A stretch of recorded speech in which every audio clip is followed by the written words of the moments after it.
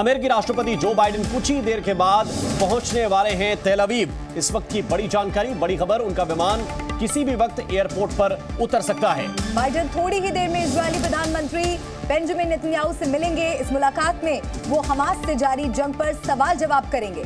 और नजरें इस बात पर हैं कि क्या इस बातचीत में युद्ध रोकने का कोई फॉर्मूला निकलेगा बाइडेन के स्वागत के लिए। वैसे तेल अवीव में पोस्टर्स लगा दिए गए हैं और उनका स्वागत किया जा रहा है। कई बड़े मायने हैं इस विजिट के, बाइडेन के पहुंचने के, ऐसे हालात में जबकि युद्ध चरम पर है। दोनों तरफ से रॉकेट बरसाए जा रहे हैं। इन सब के बीच ये सीधी तस्वीर इस वक्त आपको हम दिखा रहे हैं। ये तेल अवीव एयरपोर्ट की सीधी तस्वीर आपके सामने। तो इस वक्त की बड़ी खबर, थोड़ी देर में इजराइल पहुंचेंगे Joe Biden. Israeli PM Netanyahu से मिलेंगे बाइडेन और ये मुलाकात बहुत अहम मानी जा रही है। इस वक्त युद्ध के बीच जब अमेरिका अपना स्टैंड क्लियर कर चुका है कि वो हर तरह से इजराइल के साथ है, लेकिन उम्मीद ये भी जताई जा रही है कि इस मुलाकात में युद्ध को लेकर चर्चा होगी तो कोई समाधान भी निकल सकता है। और दीपक वोरा जी हमारे साथ स्टूडियो में इस वक्त मौजूद हैं। सर, आपका बहुत स्वागत है जी न्यूज़ पर। इस बैठक को, इस मुलाकात को आप किस तरह से देख रहे हैं? क्या लग रहा है कि क्या युद्ध को लेकर कोई समाधान निकल पाएगा? आभारी हूँ, बहुत अच्छा लगता है। मुझे लगता है अपने घर आ गया हूँ जब आपके चैनल पर होता हूँ। You are insanely popular. आप दोनों तो टॉप लेवल के एंकर्स हैं, so thank you very much. बहुत अच्छा लगता है। जी हाँ, जो बाइडेन साहब तो वहाँ जा रहे हैं, लेकिन जाने से क्या होगा, क्या बोलेंगे? ये सिर्फ एक डेमोन्स्ट्रेशन ऑफ सपोर्ट है। ये आपको याद होगा, यूक्रेन भी गए थे बाइडेन साहब, जंग खत्म हो गई, उसके बाद और भयंकर हो गई थी। सो अब ये जो जा रहे हैं वहाँ पे दुनिया को बताने के लिए कि मैं पूरी तरह से इजराइल के साथ हूँ। उन्होंने कह दिया जब तक अमेरिका है तब तक इजराइल है। और जूइश लॉबी अमेरिका, मैं तो वहाँ रहा हूँ मैम, मिडिल ईस्ट के एरिया में भी रहा हूँ, बहुत तगड़ी है। बहुत प्रेशर है जो बाइडेन साहब पर कि आप जाइए, गिव अ डेमोन्स्ट्रेशन। एक तो आपने कह दिया, दूसरा आप खुद वहाँ जा रहे हैं। और फिर अमेरिकन जो फ्लीट आई ना वहाँ पर मैम, सबसे बड़ा उनका एयरक्राफ्ट कैरियर 5-6 दिन पहुँच गया वहाँ। वो क्यों पहुँचा था? वहाँ चाय पीने नहीं गया था मैम। उनको उस वक्त प्लानिंग हो रही थी कि जो बाइडेन साहब वहाँ जाने वाले हैं तो कोई ईरानियन फिरानियन कोई नौटंकी ना करने की कोशिश करे, वो वहाँ पहुँच गए। ये पूरी इंडिकेटर से। अब एक चीज़ आपको और बताना चाहता हूँ मैं, उसके बाद whatever questions you have. Hamas को ट्रेनिंग किसने दी है?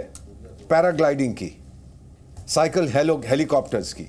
ये ट्रेनिंग इनको ओलंपिक्स के लिए चाइना में, ये इक्विपमेंट जो है इन्होंने चाइना से खरीदा था। और ट्रेनिंग जानते हैं कहाँ मिली थी इनको? पाकिस्तान में। अब आप डॉट्स को जोड़ लीजिए और समझ जाइए कि ये क्या चीज हो रही है। अंत क्या होगा इस युद्ध का? इजराइल कहता है हमास को मिटा देना है। और क्या हो सकता है?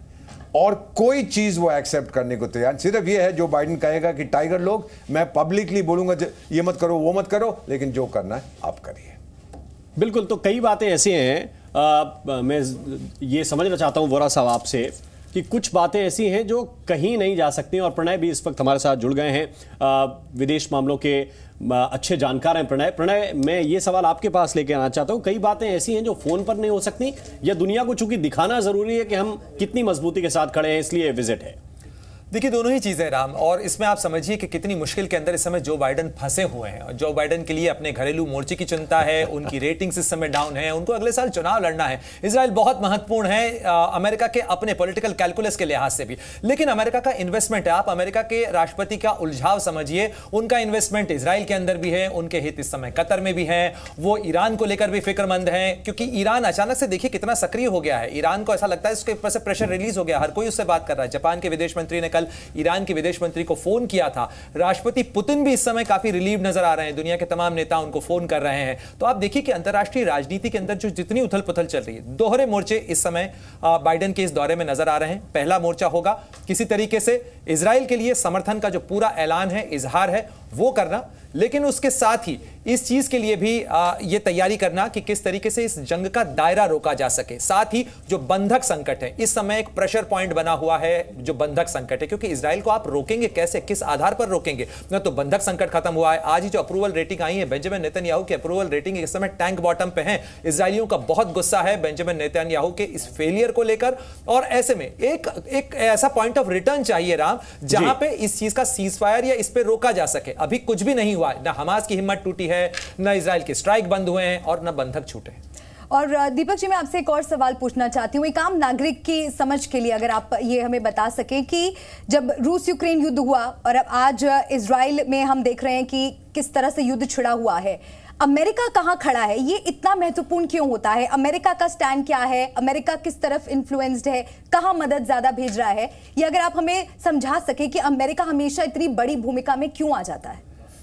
प्रणय साहब ने बिल्कुल सही कहा है कि डोमेस्टिक पॉलिटिक्स इस समय अमेरिका की फाइनेंशियल क्लाउड जो है मैम पूरा का पूरा जूइश कम्युनिटी के पास है। ये भी जानते हैं कि 1917 में जो बैलफोर्ड डिक्लेरेशन किया गया था, जब ब्रिटिश सरकार बोली कि जूइश होमलैंड बनेगा पैलेस्टाइन में, ब्रिटिश सरकार ने उस समय जंग लड़ रही थी वो टर्की के साथ, ऑटोमान साम्राज्य के साथ, और उन्होंने कहा था कि जूस, अमेरिका के जूस को कि भाई अमेरिका को बोलो हमारा समर्थन करें, बहुत हमारी पिटाई हो रही है। तो अमेरिकन रॉथशाइल्ड वगैरह सब पढ़ सकती हैं आप। ये जूस ने पैसा दिया, समर्थन दिया, और तब ब्रिटेन ने ठोका था जर्मनी को। तो वो भूले नहीं है।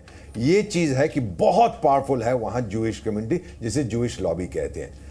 अमेरिका छोड़ गया था मिडिल ईस्ट को, याद है वो पिवट टू एशिया की बात करते थे, अब हम रूस को ठोकेंगे, चीन को ठोकेंगे, लेकिन अब अमेरिका फिर वापस आ गया। मिडिल ईस्ट एक सरदर्दी है मैम, कई अमेरिकन ने मुझसे कहा जिसका कोई इजी सोल्यूशन नहीं, बस यही सोल्यूशन होगा, हमास को खत्म करना। फिर हमास कहीं जाके साहिल वाहिल अफ्रीका में बस जाएगा। आईसिस को खत्म नहीं कर पाए, अलकायदा को खत्म नहीं पाए, आतंक को खत्म करना आसान नहीं होता, बट वहां से ये निकालेंगे, अपनी सिक्योरिटी चाहते हैं। बेंजामिन नेतन्याहू के साथ गुस्सा, आपने बिल्कुल सही कहा है। इजरायली लोग कहते हैं आप तो बड़ी बड़ी बातें करते थे, आपने तो भारत की मदद की थी 1999 में, तरह तरह की उनको इंफॉर्मेशन दी, हथियार दिए, ये क्या हो गया यहाँ पर? सो double pressure Israeli defence forces पर, एक तो लोगों का गुस्सा, एक उनका अपना कि ये क्या हो गया, इसीलिए वो ठोक रहे हैं। आप ग्राउंड ऑफेंसिव क्यों नहीं कर रहे? मेरे को लगता है मैम, पहले पूरी तरह से ये जो अंडरग्राउंड टनल्स वगैरह की जो बातचीत चल रही है उनको खत्म करेंगे, और फिर जब इनका ऑफेंसिव आएगा, मैं I don't want to be anywhere near that place, क्योंकि फिर जब गुस्से से ये मारेंगे, ये भागेंगे। अब आप कैसे फैसला करेंगे कि ये हमास है, ये पैलेस्टीनियन सिविलियन है? ये तो हम भी कश्मीर में कभी इस बात का पता नहीं लगा पाए थे। सो बहुत कठिन स्थिति है। लेकिन उसमें प्रणय ये भी समझना चाहते हैं, क्योंकि पहले कह दिया गया इजराइल डिफेंस फोर्स ने कि आप ये इलाका छोड़ के दूसरी तरफ निकल जाएं। हालांकि ये अलग बात है कि वहां इजिप्ट की तरफ से कोई रास्ता नहीं दे रहा है, कोई लेबनान में जाने का रास्ता उनके पास नहीं है, कोई जॉर्डन में जाने का कोई रास्ता नहीं है, और कोई लेना नहीं चाहता, जिन्होंने पहले उकसाया कि हम तुम्हारे साथ हैं, तुम संघर्ष करो, लेकिन वो हो नहीं रहा है। अब जो भी बचेंगे उनको हमास ही माना जाएगा जब युद्ध की नौबत आ जाएगी। देखिए, ऐसे में आइडेंटिफिकेशन बहुत मुश्किल होता है, क्योंकि हमास है कौन? क्या वो फिलिस्तीन के ही लोग हैं? बिल्कुल वो फिलिस्तीन के लोग हैं। वो उन्हीं लोगों के बीच में से निकला हुआ एक संगठन है जिसके अंदर आप नागरिक और उग्रवादी, आतंकवादी, इसका कोई डिस्टिंक्शन नहीं कर सकते। 41 किलोमीटर गुणा 10 किलोमीटर की एक छोटी सी पट्टी है, जिसके एक तरफ भूमध्य सागर है, दूसरी तरफ इजराइल है जिसकी बॉर्डर्स क्लोज हैं और उसका काफी रेगुलेटेड है, और दूसरी तरफ इजिप्ट है। इजिप्ट, आप समझिए कि इजिप्ट में इस समय इलेक्शन अनाउंस हो चुके हैं, इजिप्ट के अंदर कैंडिडेट अनाउंस किए हैं इजिप्ट में, और ऐसे में इजिप्ट अपने यहां पे रेफ्यूजी नहीं ले सकता। जॉर्डन मना कर चुका है। ये लोग जाएंगे कहां, किस तरीके से पता किया जाएगा? एम्बेसडर वोरा जिस तरीके से भी जिक्र कर रहे हैं ना राम, ग्राउंड ऑफेंसिव सबसे बड़ी चुनौती है। अर्बन कॉम्बैट का एक बड़ा चैलेंज होता है, जहां सामान्य तौर पर रेशो 1:6 माना जाता है। कोई भी ग्राउंड इन्वेडिंग फोर्स जब होती है उसको 6 गुना ताकत के साथ जाना होता है। यहां आप उन खंडहरों के बीच में, जिन इमारतों को आप जमींदोज कर चुके हैं, वहां पर इनवे कैसे बनाएंगे, कैसे अंदर जाएंगे, कैसे करेंगे? और इसीलिए टेक्नोलॉजी का इस्तेमाल कर रहे हैं, वो प्रिसीजन स्ट्राइक कर रहे हैं हर उस ठिकाने को। ये एक दबाव की राजनीति इस समय हर तरफ देखने को मिल रही है। इजराइल अपनी स्ट्राइक से दबाव बना रहा है। अगर बंधक संकट कम छूटता है तो फिर भी एक बातचीत का रास्ता निकल सकता है, लेकिन किसी भी सिविलाइज्ड कंट्री के लिए किसी आतंकवादी संगठन के साथ बातचीत की टेबल पर बैठना और ऐसे हालात में बैठना नामुमकिन है। ऐसे में यही होगा, प्रेशर क्रिएट किया जा रहा है अरब वर्ल्ड पे भी कि आपके ही सब जानकार हैं, इनसे बात करिए, अंदर खाने बात करिए, किसी तरीके से बंधकों को निकाला जाए, और कोई मुझे लगता है रास्ता निकलेगा। और फिलहाल फेजेस के अंदर बंधकों की रिहाई की उम्मीद की जा सकती है आने वाले कुछ दिनों में। जी न्यूज़।